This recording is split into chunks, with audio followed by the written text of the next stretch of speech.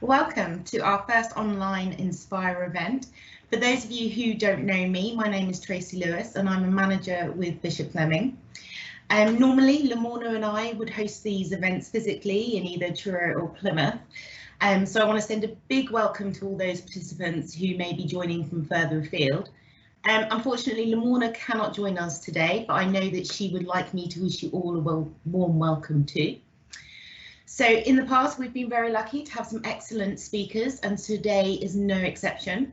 I am delighted to welcome Rachel McGowan and Jayde Kirby from Accelerating Women's Enterprise, and they'll be introducing themselves shortly. They're going to be presenting for approximately 30 to 35 minutes, and there'll be time at the end for any questions and feedback. I would encourage participants to put all their questions and comments and feedback to Rachel and Jayde in the Q&A panel to the right-hand side of your screen. And that's it. I'm now going to hand over to Jayde, who's speaking first. Thank you very much. Hello, hi everybody. Welcome to everybody who's joining us today. My name is Jayde Kirby and I am an enterprise coach on the Accelerating Women's Enterprise project. I'm joined today by my colleague Rachel, who will be taking over halfway through the presentation. Hopefully you'll enjoy this insight into the current female entrepreneur sort of climate in the UK. And we'll be discussing today the barriers faced by female entrepreneurs and women more generally in business, and how we can look to overcome these. So just a little introduction about the project. So the Accelerating Women's Enterprise is a European Interreg funded project. It's being delivered by Outset CIC, which is the National Business Startup Support Company, and it's also being delivered, the Accelerating Women's project is being delivered across the south of England and also with partners in northern France. We focus essentially on growing women who are either at the stage of making a decision to start businesses or running businesses, small businesses alongside employment. Or potentially for women who are in the early phases or looking to grow their business, and we offer bespoke one-to-one support and workshops on both the sort of business training side of it, but also looking at the personal development of women to really grow their confidence and to really allow them to fulfill all of their sort of dreams with regards to their business plans.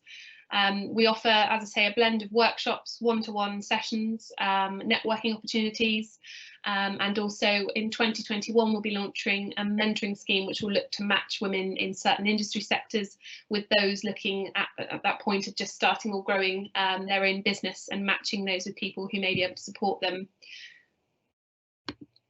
So what Rachel and I are going to cover today is I'm going to start just by introducing the kind of current climate in the UK, so the current scene for female entrepreneurs. I'm going to be doing this using the Alison Rose Review, which you may or may not have heard of. And I'm going to be referring to that research a fair amount in this first half, which identifies sort of really digs down into what it is that are the barriers for female entrepreneurs in the UK, how we compare, and what are those barriers that women are faced with when they're making decisions around setting up businesses or growing businesses. And of course, a lot of those barriers will have similarities with challenges that are faced generally by women in business and in the workplace as well. So this isn't just to say this is exclusive to entrepreneurs. We've got to focus on that today, but I think it's important to mention. I think you know, hopefully some people in the room may identify with some of these challenges more generally across the business sort of professional working world. And the area we've picked to sort of really home in on today is imposter syndrome. A lot of the things I'll reference today, you know, in terms of the barriers, are things that can be influenced by sort of government, public and private sector sort of support and uptake, and they're things that are influenced by external factors. Imposter syndrome and confidence and self-worth and those themes that we see coming up in research around the barrier, you know, specifically barriers for women starting businesses. We find that those sort of more personal elements really come up into what holds women back. So we've chosen to sort of really focus on imposter syndrome today, particularly as that's something that we as women have a control over. It's not something that we can have particularly influenced by others or by strategies or initiatives that are put in place. And it's particularly poignant because Rachel and I have been delivering on the project for the whole of this year, both face-to-face and online. And we find that the whole topic of imposter syndrome and self-confidence and self-worth comes up time and time again, and allowing women that safe space to talk about that and their worries and their concerns and their reservations. We found that that's a really hot topic, and women like to talk and share ideas on that. We've also found it's irrelevant of who's affected by it. So not to say that men don't suffer with imposter syndrome. I'm certainly not going to sit here and say that today, because of course that's not the case. But we find that more women suffer with it, and more women find it a barrier specifically to progression or taking the plunge and starting businesses. So I hope you don't mind, and I hope it's interesting for you to hear a little bit more about imposter syndrome and some techniques and tips to overcome that if you perhaps personally find yourself having ever suffered with it, or if that pops up in the future at any time. Hopefully some of those tips might be useful regardless of your current professional situation. And then we've also included some reading, which is both references specifically to things that we use today in the presentation, but also just some interesting reads if you are interested in female entrepreneurs in the current climate, but also specifically in imposter syndrome. So I will move on. So Alison Rose is the CEO of NatWest, if you haven't heard of her. She was commissioned by the UK Treasury in 2018 to undertake a review of the current climate in the UK of female entrepreneurship. This report was published in 2019. And essentially the reason that the request for this to research to be undertaken, and investigation as such, is really because there was an increasing gender gap which was becoming quite clear in the UK, specifically compared to statistics of best practice countries. So they were in a position where the government recommended, that some research was undertaken around really drilling down why are there less female entrepreneurs, what are the reasons for this. And if we think about the fact that in the UK is a startup capital of Europe, UK companies attract more venture capital than anywhere else in Europe, but yet only 33%, so around 1 in 3 are female. So our female entrepreneurs are, businesses owned by women. If we compare that to 40% in terms of best practice peer countries, and the fact that we are the startup capital of Europe, it's sort of quite a shocking figure. Around 1,100 businesses are started a day between sort of 2013 and 2018. So if you think only a third of those are owned by females, and more shockingly, if we close the gender gap, there's the potential there for sort of around 250 billion, gross value added to the UK economy. So there's the potential there, such huge potential, if we can close this gender gap and get more female entrepreneurs on the scene and push through what these barriers are. There's the potential there in terms of the UK economy to really thrive, if we can balance out the male-female issue with owning businesses. So just going to talk specifically and pick out a few of the main key barriers that came up as part of the report.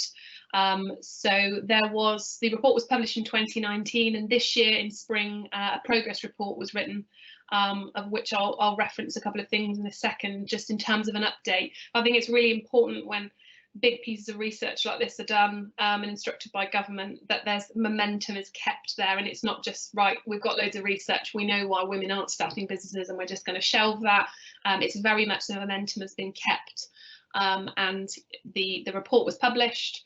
They identified what some of the key areas that needed tackling, and then there is subsequently now the progress report, which looks at initiatives which have been suggested to put in place to quite rapidly start improving the climate.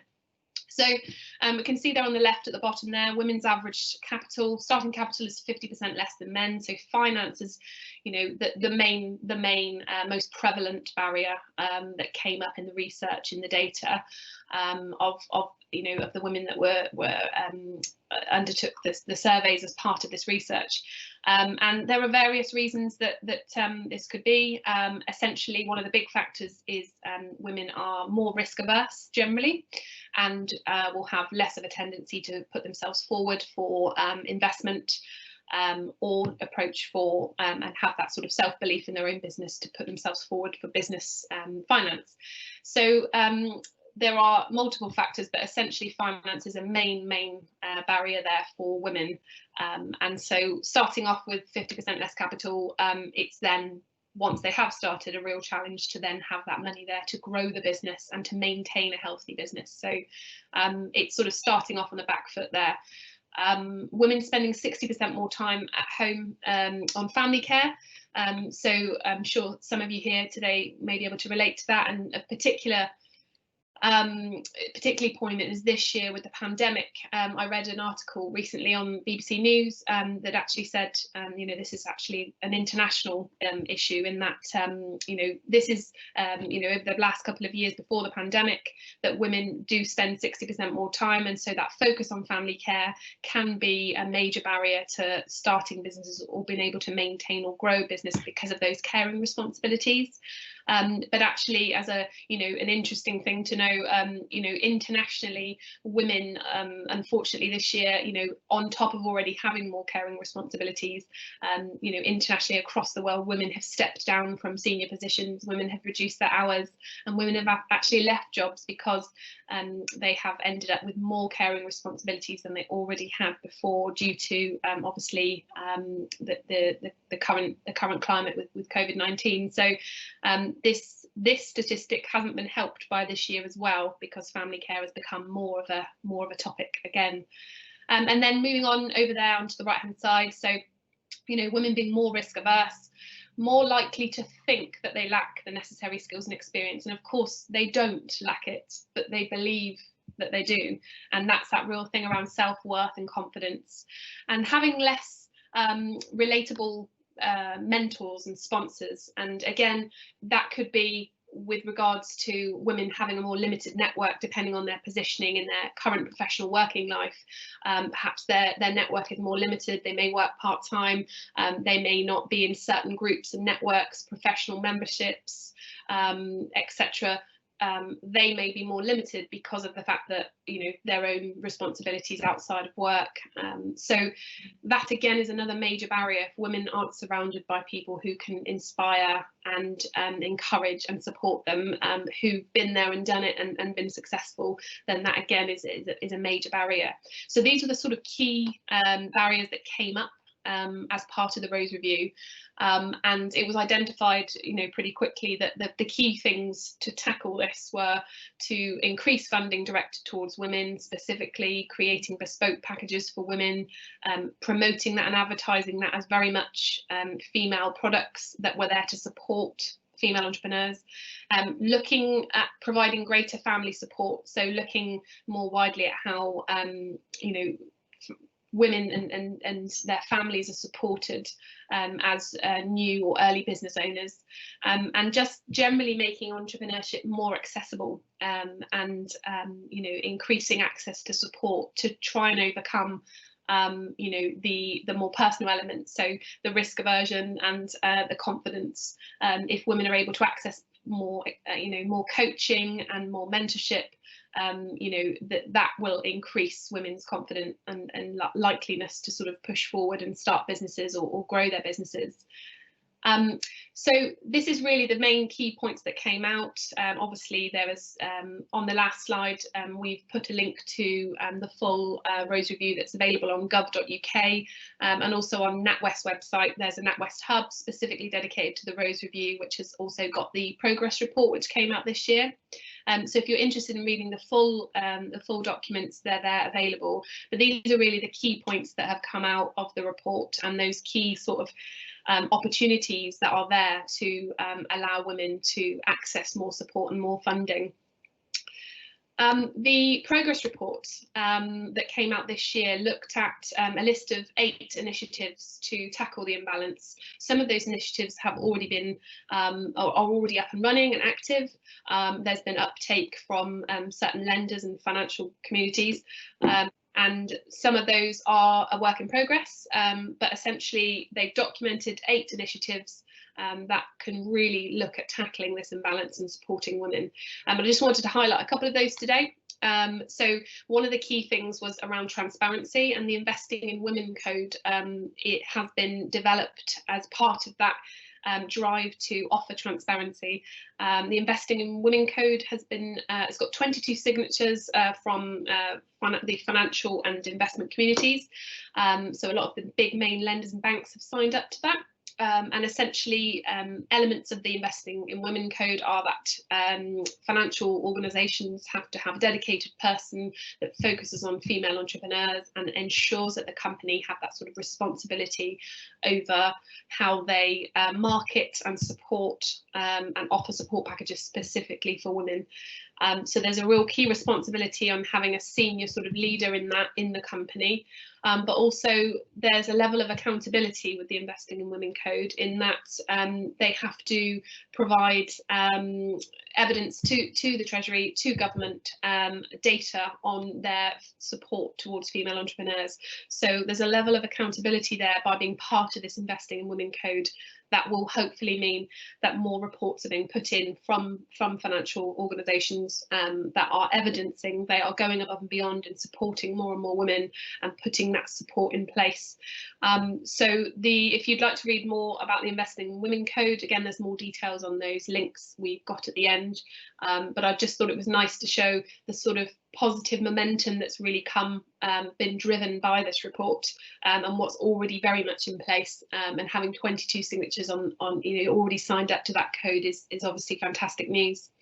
So another one of the initiatives was around reviewing existing and existing banking products, but also creating new ones, and obviously NatWest needed to fly the flag and be the leaders with that, as obviously their CEO undertook the entire research herself. So of course they needed to set an example and make sure that they reviewed all of their banking products, and really made sure that they were able to offer flexible, family-friendly products, whether that be sort of through overdrafts, repayment holidays, if people have got businesses and their children are ill and they have to take 2 weeks off their small business, financially looking at kind of how the banks can support women in those positions.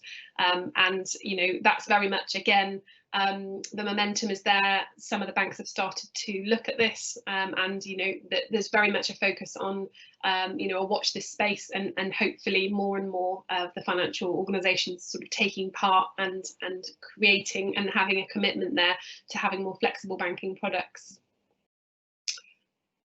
Okay, so just picking up on, we've moved from the Rose Review and looking at the kind of current climate in the UK, and one of the lines you'll see, one of the main sort of barriers and key messages that came up in the report was around women being more risk averse and more likely to think that they lack the necessary skills and experience.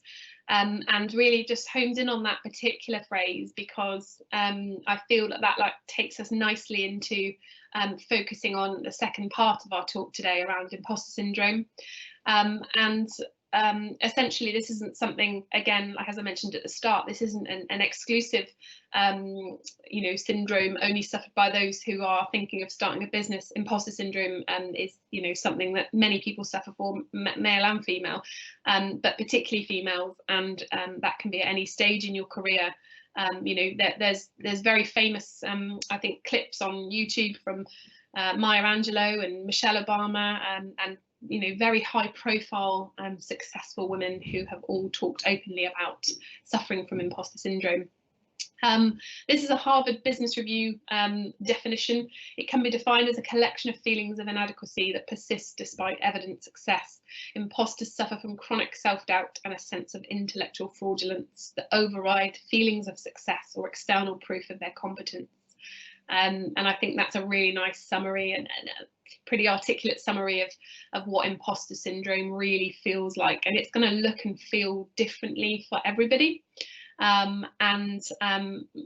Essentially what we're going to do now in the second half, Rachel's going to take over and really break down those different types of imposter syndrome, that some of you today may be able to relate to, and then look at some sort of practical techniques of how to push through and overcome imposter syndrome.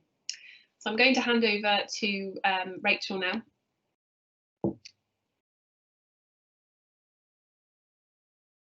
Hi everyone, thank you Jade.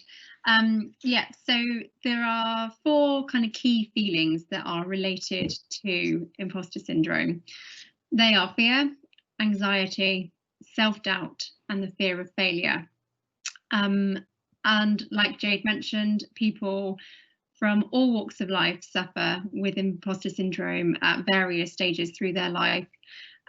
But the main thing really with imposter syndrome is it's based on feelings. So we don't have any evidence to back up our feelings, but it can be a really overwhelming, debilitating state of mind. We often don't believe our friends or people that are trying to talk us around. We'll just dismiss them and think that they're mistaken and just making us feel better. So we're going to talk a little bit about the different types of imposter syndrome and then move on to talking about techniques, practical techniques to help overcome this feeling and kind of reprogram our minds, if you like, so that we can be a bit more positive moving into the new year. So Dr. Valerie Young, who is an expert on imposter syndrome, she's written many books and published lots of different papers on it. One thing that she identified is that people suffering with imposter syndrome experience that kind of fear and failure related shame in different ways. And the reason for this is that people's definition of shame is different. And so what she uncovered is that imposters generally fit into one of 5 competence types, which you can see on the screen there. And these are basically internal rules, if you like, that people suffering with imposter tend to struggle with. So what I'm going to do is I'm going to put a little bit more meat on the bones of what these definitions are. And what would be really great is, as we're going through, if anybody can kind of relate to any, or if they've got their own examples, or if they identify any of these qualities and sort of things within themselves, then just pop it in the chat. And it'll be really great to hear if anything kind of, you know, resonates with anyone. So the first competence type, which seems like a strange phrase to me for how these are defined, but the first competence type is the perfectionist. Now, the perfectionist is the most common type of imposter syndrome, and they focus on how something is done. So the imposter is really looking for getting 100% accuracy, 100% of things correct, 100% of the time. So really a kind of set themselves up on this cycle where your best is never good enough. So these excessively high standards kind of just put them in a position where it's always going to be really difficult to meet. They tend to have a specific vision of what they want to achieve and a specific plan of how to get there. And as a result of that, perfectionists tend to struggle if they're not in control of a situation. The classic, if you want something done, do it yourself, which I'm sure we probably all deal with, have that some point. They also tend to, rather than sort of accept or appreciate successes, they tend to look at what they could have done better. So it's kind of always going for those impossibly high standards, really. The next type that Dr. Valerie recognised is the natural genius. So the natural genius is almost somebody like at school, the kind of student who naturally gets A's and B's without really having to try that hard. And so what that means is that it puts them in a position where they judge themselves if they don't get things right the first time, or if they struggle to master something. If something doesn't come naturally, basically, then to them that means that they must not be good at it. And it almost leaves like no room for development, really. And if them does take too long, then that really evokes feelings of shame for people that kind of come under that natural genius category. Natural geniuses tend to be overly optimistic about how much they can fit in their day. I know that I do this. I tend to, you know, when you kind of overcommit and you think, yeah, I can fit that in and then I can run down there and I can deliver this. So it's that kind of being overly optimistic. But when things are not fitting into that time frame, or when things don't go to plan, then it does hit a natural genius quite hard. And so any kind of setback can really throw the natural genius, and they can be really disappointed. So often won't take a risk because of that fear of failure. So again, linking back to that risk-averse feeling with business starting. The next type is the soloist. So for the soloist, that's really about who makes the achievement, and for them it's really important that they do it all on their own, really. They will classically kind of procrastinate rather than admitting defeat in a situation, because for them asking for help is a sign of weakness, and that weakness will show that will reveal their incompetence to people. So it's all about kind of getting it done themselves, really, on their terms. The next type is the expert. So the expert is almost like a kind of academic knowledge-based version of the perfectionist, really. For them, it is all about how much and what you know. So they have this feeling of really needing to know everything, as much as they can in advance before they'll even tackle a new task or a new project. For them, their fear comes from that kind of, if they were being judged as being inexperienced or lacking knowledge, that would be the real shame trigger for them. What else can I say about experts? They tend to think that if they were really clever, they would probably already know everything before they start on a new task, and so that obviously can be in itself kind of debilitating with actually cracking on and doing something. So then we've got the last one, which is the superwoman. So I'm sure we all probably know some superwomen, and there are probably some superwomen in the room right now. And these are the women that it is all about how many roles you can fill to perfection. So whether that's the mother, the wife, the colleague, the boss, whatever it might be, whatever that role is, they want to do it, and they want to do it to the best of their ability. They tend to take on an awful lot, and they're kind of like the perfectionist, but on turbocharge. And so they're constantly on, always switched on, and that kind of leads to them not necessarily being able to enjoy topics that are not achievement based. So it can be difficult for them to therefore enjoy downtime as a result of that. And for them, the real difference with the superwoman and the perfectionist, so the perfectionist, it's very much about career and work or studies, depending on what life point they're at that moment. For the superwoman, it's all about achieving 100% in multiple roles. But both the perfectionist and the superwoman are kind of quite guilty of setting incredibly high standards for themselves that it's almost impossible to reach, really. So yeah, those are the kind of key 5 competence types of imposter syndrome. And so it might be worth just kind of having a little think about what imposter style fits with you, what kind of what you might recognize there in yourself, but also having a little think about how that might have an impact on your day-to-day life. Does it hold you back from doing things? Does the fear of failure stop you actually doing things in the first place? And the effects that that's therefore having on your wider life, really. So yeah, that's the kind of techniques. We've had a couple of comments just sort of saying about with the matching, so perfectionist, the experts wanting to match 95% of the job description before applying. It's a really good point. Thank you to whoever put on that comment.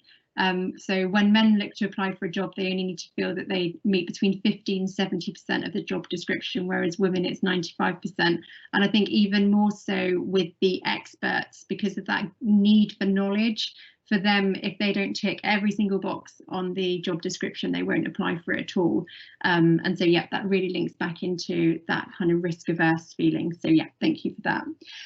But it's not all doom and gloom, because the whole point with anything when it's feelings based is we can learn techniques in order to help us overcome that and just find ways to deal with it and manage it. So the first of these that we're going to talk about is acknowledging your feelings. So a really good recommendation for this is about writing it down. So when you have those feelings of self-doubt or fear, or your doubt, any kind of doubting yourself, write it down. Be really specific. So talk about the event, talk about what it is that's led you to these feelings, and then explain the feelings.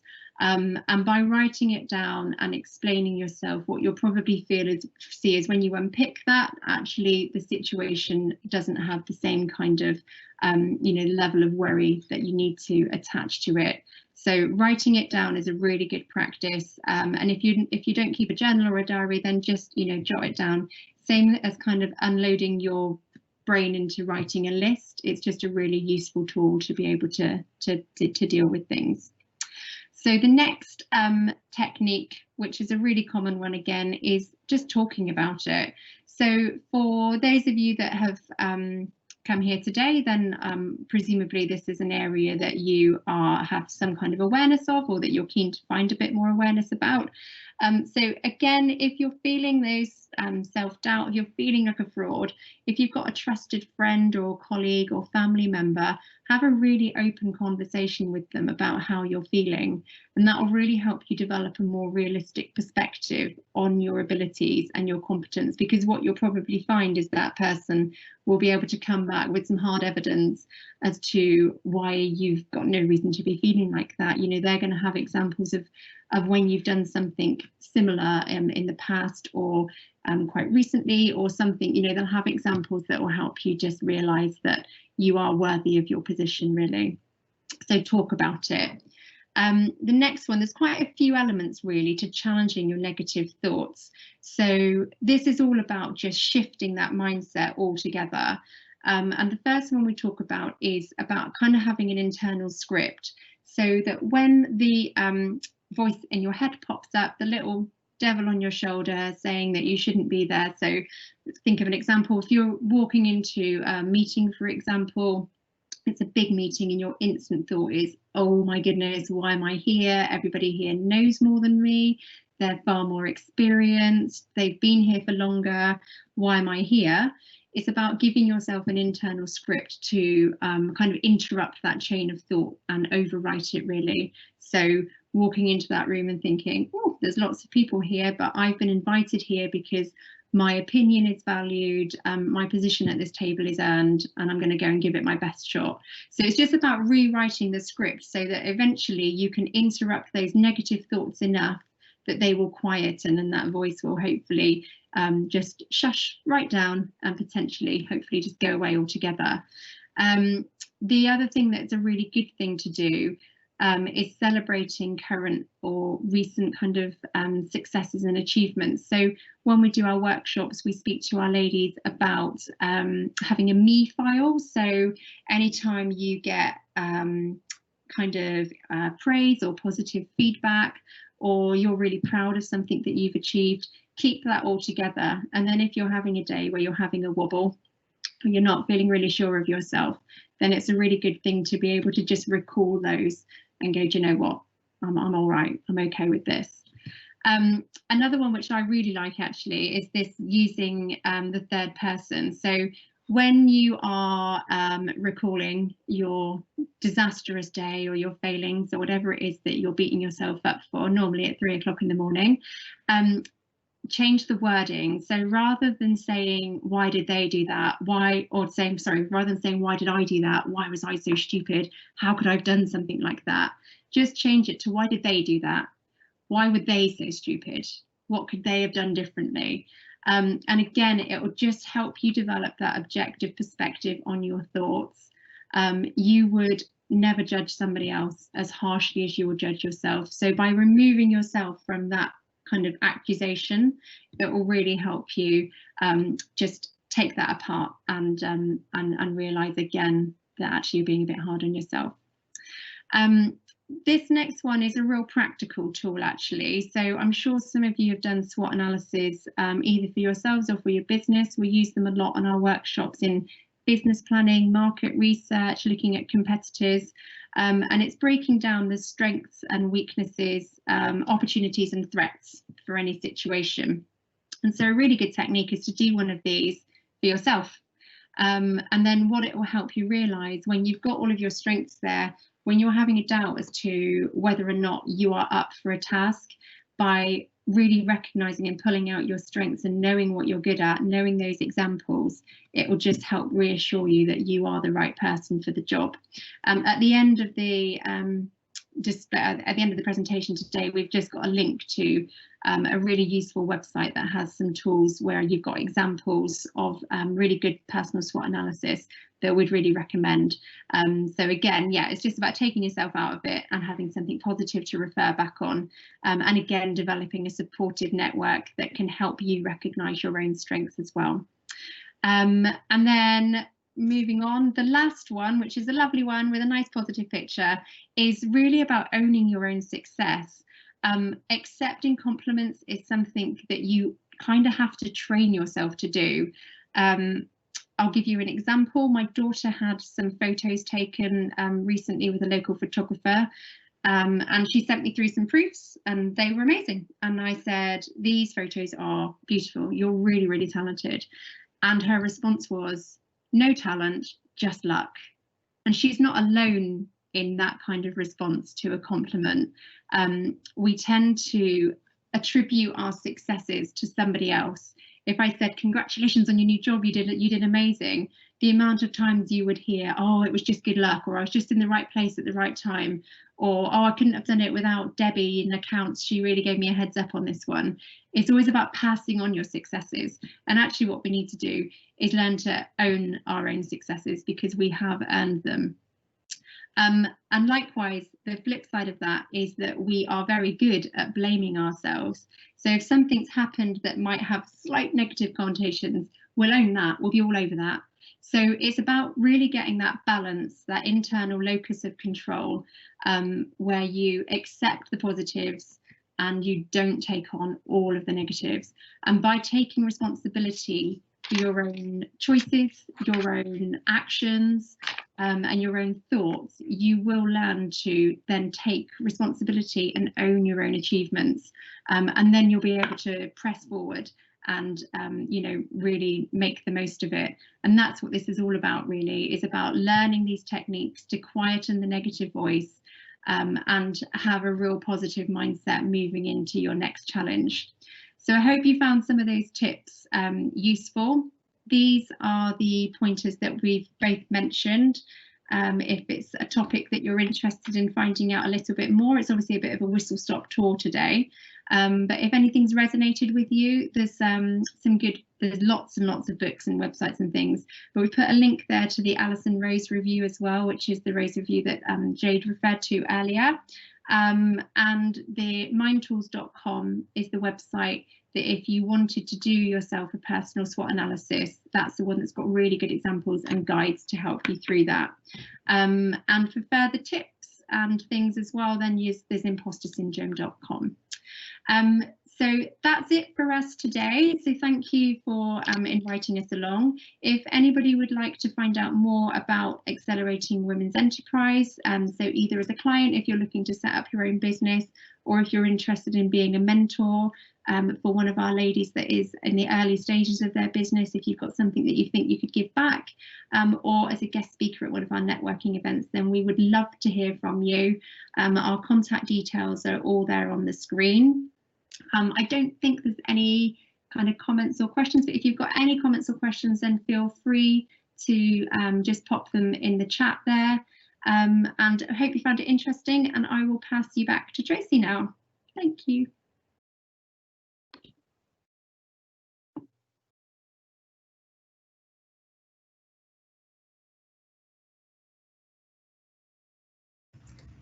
I had a muted mic. Awesome. So a huge thank you to Rachel and Jayde as our speakers there. I think what really struck me is that some of the key barriers to women becoming successful entrepreneurs a link to self-worth and self-belief.